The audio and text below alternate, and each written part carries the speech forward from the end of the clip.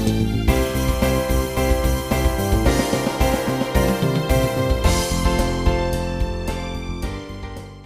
po tayo ngayon sa may Remaville Subdivision, Tantang Sora. Ito yung Samsung na 55 na ang problema ay auto shut off. Ngayon, may tumingin na nito na dalawang technician daw nagpunta rito.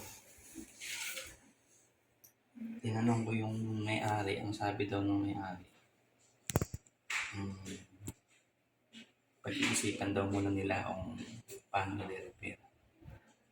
Ngayon, ang problema nito, auto shut off. Tingnan natin.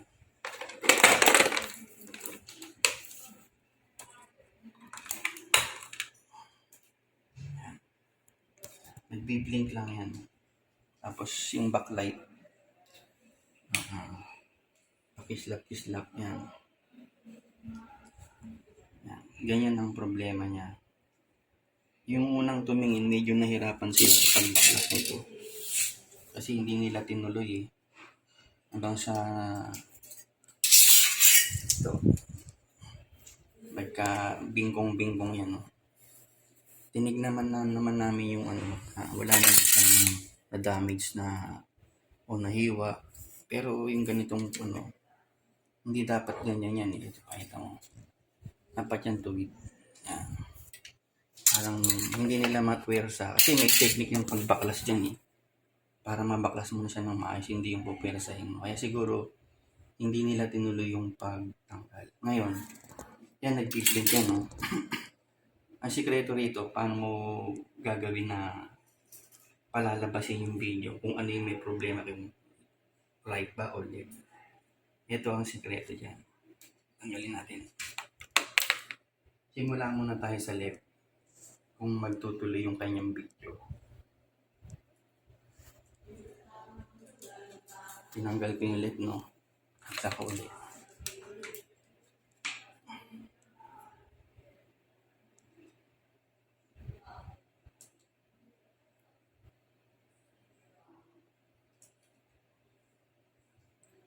Yan. Nag-blink siya, no? Kaya lang namamatay ulit yan. Iilaw yan. Op. Tapos namamatay ulit. Ibig sabihin, walang problema rito. Kasi ganun pa rin yung problema niya. Nag-blink. Tatayin ulit natin. Kakabit ko ngayon itong isa.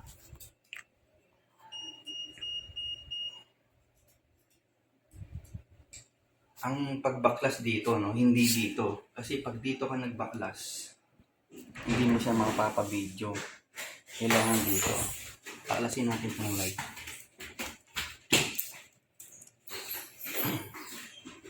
Ating isaksak.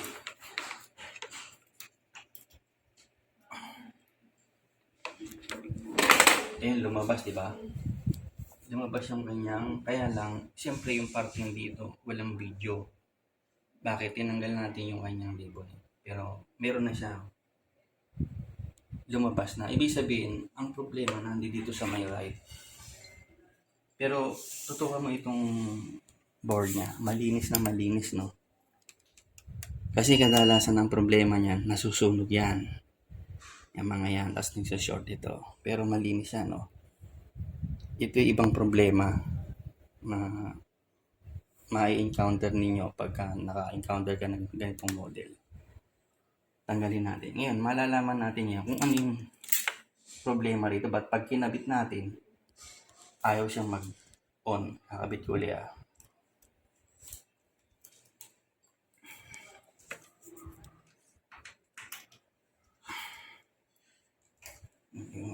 Oh, yun.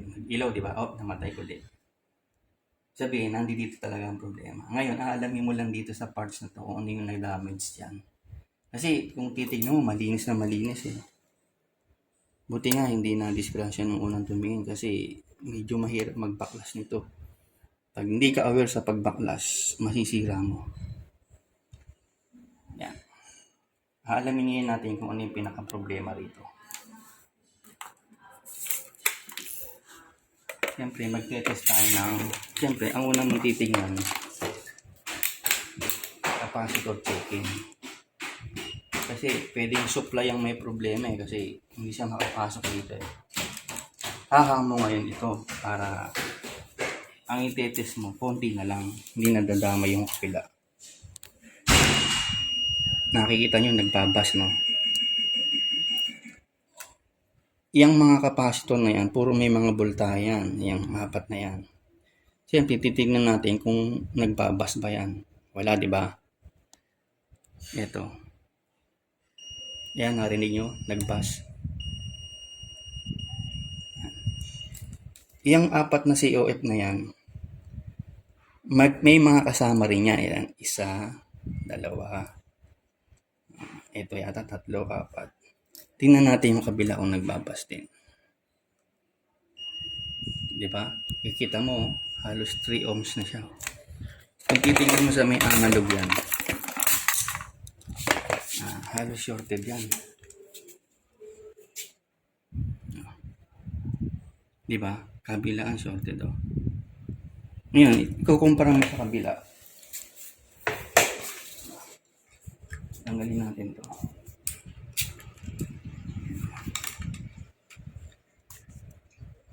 Ito yan. Diba? Ito. Hindi naman siya shorted, diba? Oh, yeah. Oh, yung kabila. Hindi rin, oh.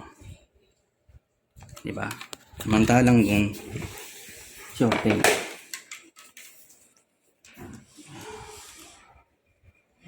Ngayon, pwede bang ito lang ang problema? Kung alin sa apat na yan? Or may problema dito sa may COF? Or sira itong diode?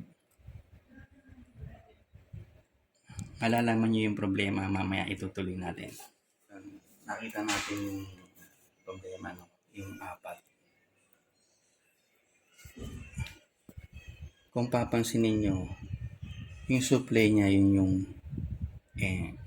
ABDD. Yeah.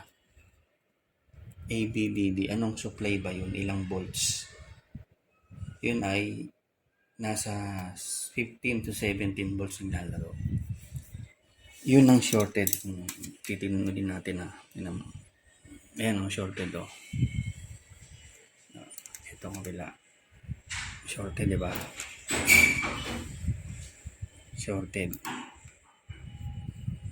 Shorted.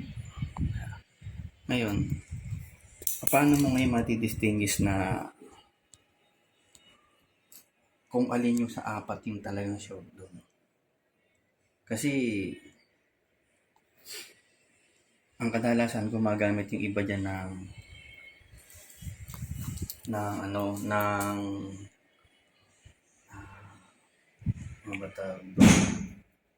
short killer. Yung short killer hindi applicable sa mga ganito kasi panel yan. Once na magkamali ka, automatic yung voltahe mo, tisipakin yung COF mo, lalo hindi yung magagawa. Ang pinaka the best dyan, re-remove mo yung apat kung sino doon yung may problema. Kasi doon lang naman ang gagaling ng short eh. Sa iba, chinik natin, wala naman. Ngayon, ang nangyayari dyan, kung dito unang papasok yung supply, doon ka muna magtatanggal. Kasi kadalasan sa karanasan, ang supply, ang impact niyan minsan sa unahan. Ano yung pangalawang impact? Sa hulihan. Doon lagi, huwag kang mag-concentrate sa may gitna kasi kadalasan yan ang impact nasa may unahan o kaya sa may hulihan. Kaya sa unahan tayo magtatanggal muna kung yun nga ba ang short.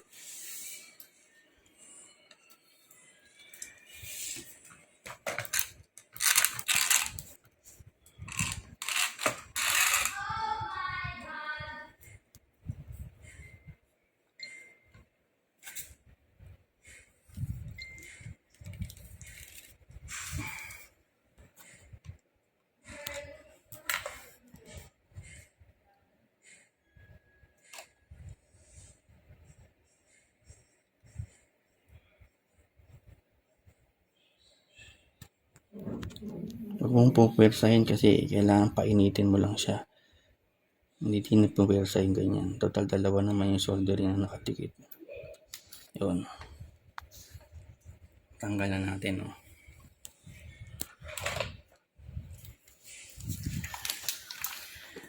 Ngayon, tetest muli natin yan kung short pa ba dito.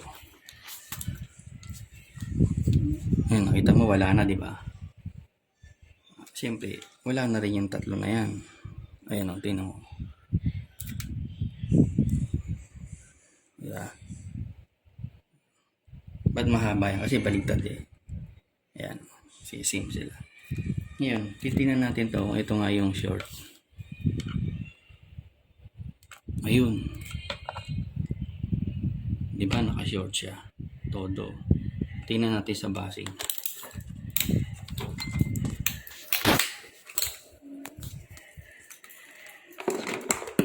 Baka mamaya sira yung tester natin pero imposibleng sira yan.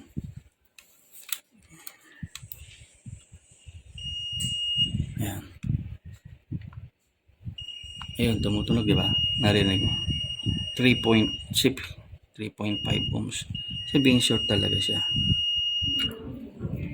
Ngayon, papalitan natin to. Kailangan same din siya sa may ABDB na nakalagay. Ano? Kunin mo yung basura. Ayan. Ito po yung basuka namin na takot ng mga pulis na kami ay ma-checkpoint. Kasi bukod sa may basuka kaming dala, mayroon pa akong dalang granada. Okay. Hanap tayo ngayon ng pang ABDD. Ano ba? Video ka. Kailangan sa ABDD din kasi ang voltahe niya ay 15 to 16 volts. Kasi hindi pwedeng hindi lagyan yun eh. Pag hindi mo nilagyan yun, yung voltage mo magluloko hanggang sa masiba ang COF mo. Ito ABDD dito eh. Itong capacitor na to. Tanggalin natin yan.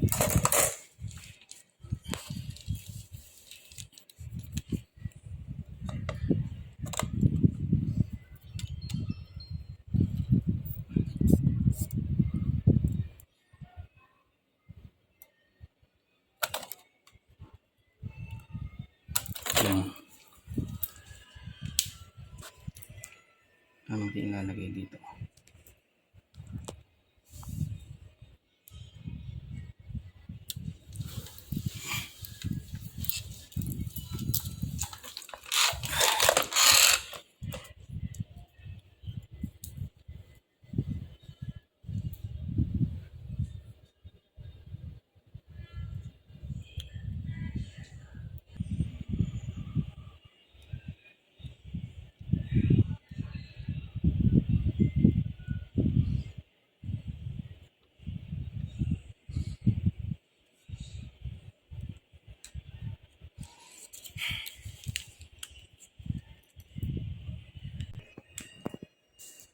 Yan, wala na siyang short, di ba?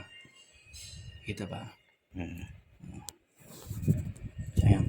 May sabihin mo kung ito wala na siyang short. Kakabit na ngayon natin yung kanyang ribbon. Tapos tingnan natin kung okay ba.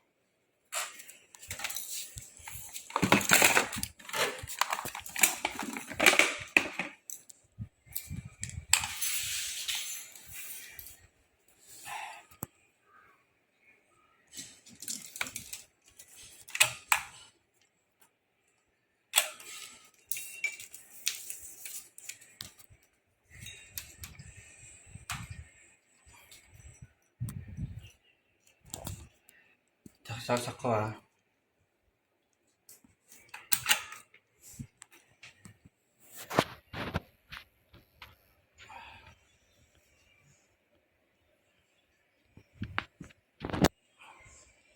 Ayun. Nakita nyo lumabas na? Ay, tanggal yung kabila.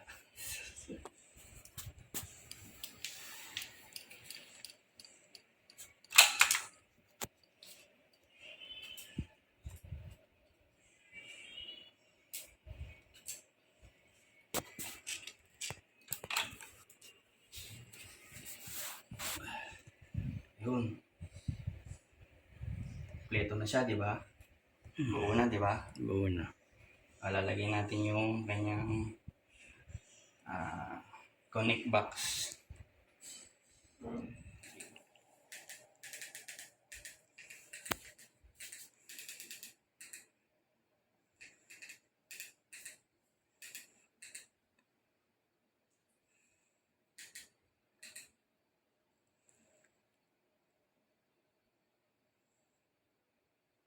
Elevate any occasion or even a weeknight dinner with this manchego crusted big bangus.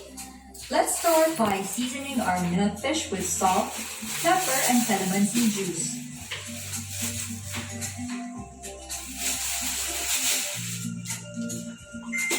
Sear fish on both sides